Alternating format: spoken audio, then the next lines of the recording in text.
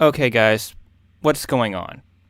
I leave for like a month and everything is just a total disaster now. You're all at home. There's like some virus going around. Come on, guys. Like, can I not leave the world alone for a month without it just completely going to crap? So, as you're aware, there's some stuff going on in the world right now that I can't talk about because YouTube doesn't like that, and it has had a big effect on basically everything in the world, including Gunpla news, unfortunately. There's this thing called Shizuoka Hobby Show. Happens every kind of winter, springish time. It was supposed to happen earlier this month, and like every other major event and gathering, it got cancelled. Meaning that while we should have gotten a absolute deluge of Gunpla news this month, we got next to nothing. However, because Gunpla news can't go on forever with no news, I am going to compile what little we did learn this month, what few new kits we saw, and we're just going to push on forward from here. Before we start though, a quick shout out is in order for New Type HQ, longtime sponsor of this channel, even in the hard times. So thank you to them for continuing to support Channel 2S. If you want to get yourself some Gunpla, want to get a little bit of a 10% discount off your first order, you can go ahead and use code Channel 2S, and there's going to be a link for that down in the description. So we started off here on the Premium Bandai page because I think that's probably the coolest thing that happened this month regarding Gunpla news. And this is something I talked about previously on Gunpla news, but this month we finally got a US Premium Bandai shop. Now we kind of technically already had one before, but it didn't have any Gunpla or basically anything worth buying, just some overpriced t-shirts and other random pieces of merch. But earlier this month, they opened pre-orders for a ton of different Gunpla. I'm going to leave a link to the site in the description below. There's all sorts of pre-orders you can scroll through. They have a lot of kits available for pre-order, including some that they didn't initially say were going to be part of the first batch of pre-orders, such as the Master Grade Gundam F90. And since it would take too long for me to go through every single kit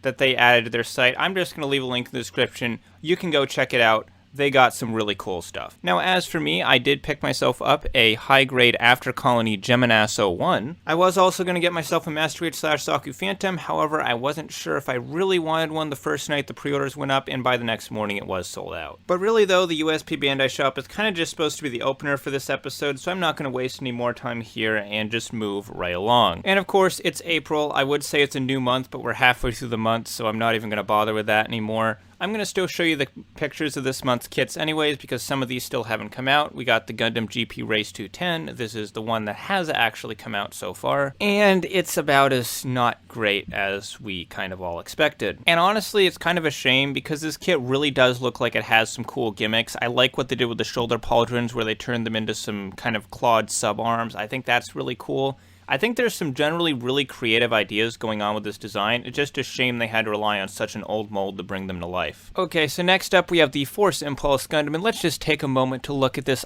awesome, beautiful, clean, real grade box art. So here we have the Impulse Gundam just on his own without any backpack. Some nice detailing going on here. Here we have the inner frame featuring next to no pre-built construction, as is the case with a lot of the newer real grades. Something that I would argue is for the better. And then here he is with the Force silhouette. Now, I was kind of skeptical of this kit at first. I really liked the high-grade Force Impulse. I didn't think a real grade was really necessary, but seeing the amount of detail and work that's put into this kit, I'm probably going to end up picking one of these up. Alright, so next we have the Enemy Core Gundam, which is now being called the Alice Earth 3 Gundam. And there are some images of this. I'm not going to spend too much time on them because it's mostly stuff we've seen before. Here we got the Core Gundam with some Garazo-style finger sabers. Here's the armor on one of those armor racks, similar to the one that the Enemy New Gundam armor came on, and for display purposes, I think this is actually kind of a cooler way to do it. And it would be interesting to see if the original Core Gundam's armor sets are compatible with these kind of stands. Seeing as the armors themselves are already compatible with each other's Core Gundams, I don't see why that wouldn't necessarily be the case. Here we have the Haropla Haro Loader. I feel like they're going for something with this box art. Maybe they're just trying to make it look like a traditional like tank or aircraft model or something. I can't quite put my finger on it, but it does look very familiar. And for such a simple kit, it actually does look like it has surprisingly decent articulation. Cross Silhouette Barbatos Lupus Rex looks pretty awesome. I'm actually a lot more interested in this kit now, as well as the SD line in general, because I recently started playing SD Gundam Cross Rays, and let me just tell you, that game is awesome.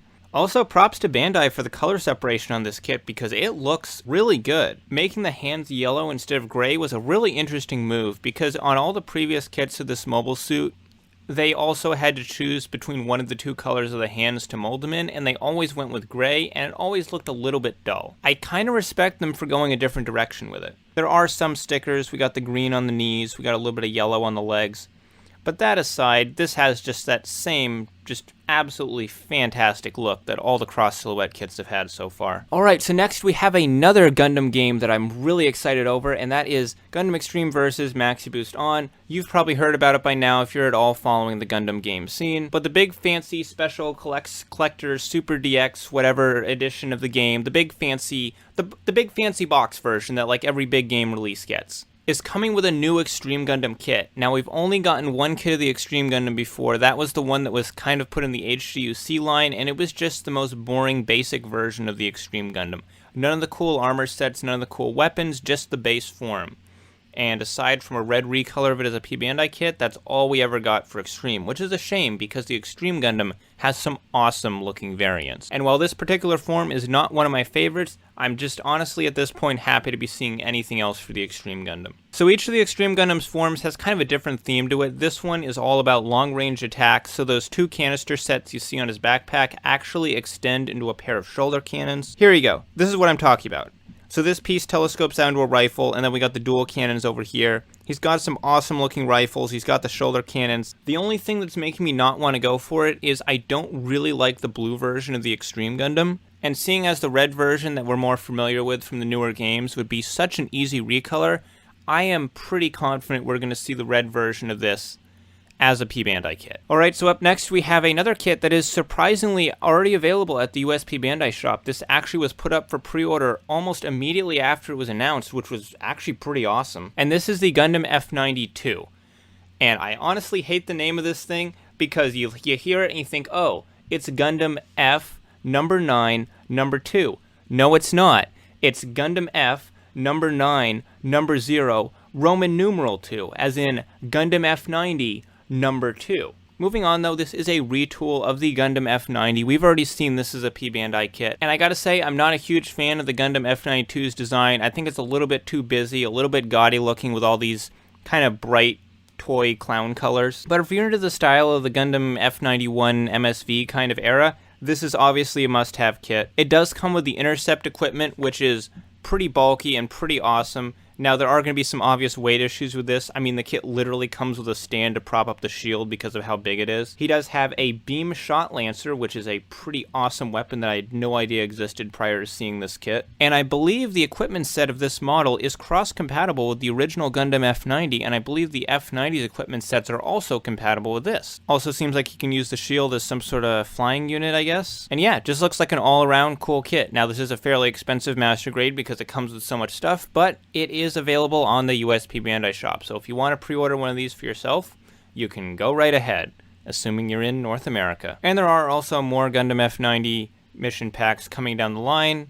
Bandai mentioned this. I'm mentioning it because they mentioned it. I think it kind of goes without saying since they already said they were going to do all the packs A to Z, but hey, here you go. Alright, so this is the Death Beast that everyone kind of saw coming after the Eldora Brute got revealed for Build Divers. And this is basically just the Eldora Brute, but retooled back into being its classic G Gundam counterpart. And what I didn't really realize until I was talking to someone else about this kit is that apparently the legs on this model are completely immobile. So this thing's basically just a statue from the waist down. I would have expected that much from a P Bandai kit, but seeing as this started as a mainline Build Divers kit, that's kind of surprising that they didn't give it proper articulation. At the very least though, it does have enough articulation to do whatever this is, so I guess that's something. Another P Bandai kit we got coming down the line is the Bluebird Gun Easy, which is like what, the fifth Gun Easy recolor we've gotten? I mean, we just got a ton of these things.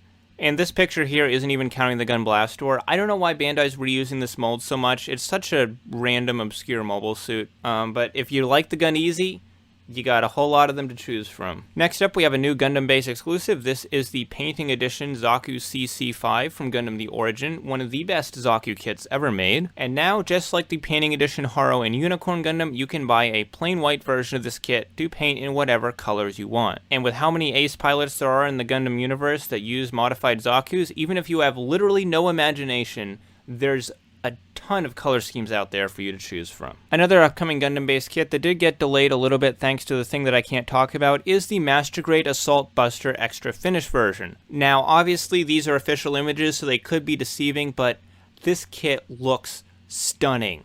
It's shiny, it's reflective, it's super cool, it's super pretty looking, and if this wasn't a literal polished turd, I would be super, super tempted to get it. And the last of the 3 Gundam base kits is a clear color version of the Cross Silhouette Char's Zaku 2. I have the regular Cross Silhouette Zaku. It's a pretty cool kit. If you want to get yourself a clear version, I don't think you can go wrong with this one. It's a Cross Silhouette. You already know how I feel about those. So that's going to do it for today, guys. Sorry I was gone for so long. I'll try to make sure that doesn't happen again.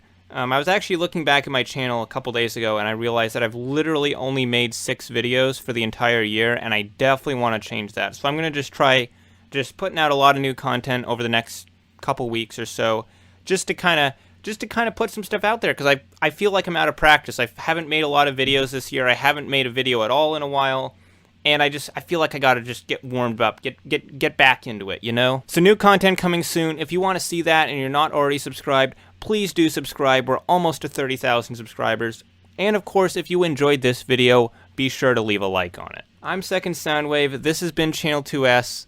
Thanks for watching, and as always, I will see you next time. Take care, guys.